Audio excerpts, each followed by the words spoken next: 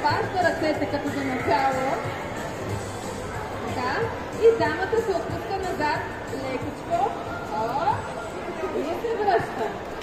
Добре, хайде още веднъж. Готови, 3 и раз. Браво! Хайде така, кой ще опита? Точно така. Давайте, давайте. Хайде. 3, 2, 1, готови. Раз. Добре, браво! Мисля, че ще бъдете най-добрите на коледните купони. Така, още една лека акробатика и после ще преминем в по-така сложни неща. Сега да ни надголям се.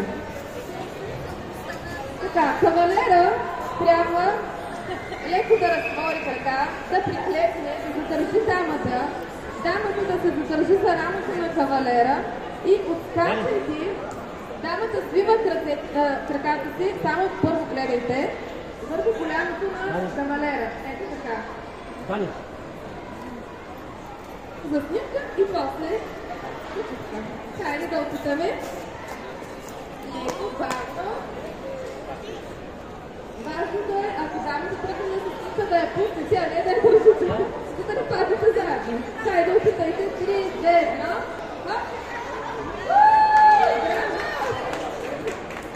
Браво! Супер! Добре. Още една акробатика. 30. Добре, супер. Така, шапото. Дамата застава на своя кавалер. Така. След това подскача в ръцете. Гледайте първо. Подскача в ръцете на партньора. Ето по този начин. Хайде да започнем с тази първа част. Само подскачането. Опитайте. Дамата подскача в ръцете на партньора.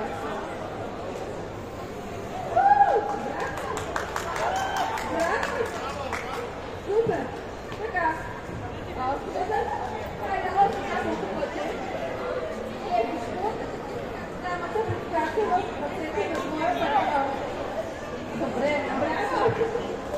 Супер! Така.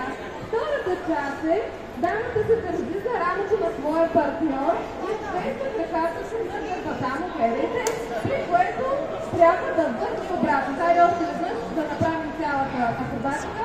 Дамата скача в ръце, партньор е жълта и я връща по същия път.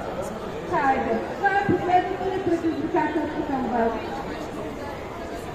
Да опитаме. Чудесно.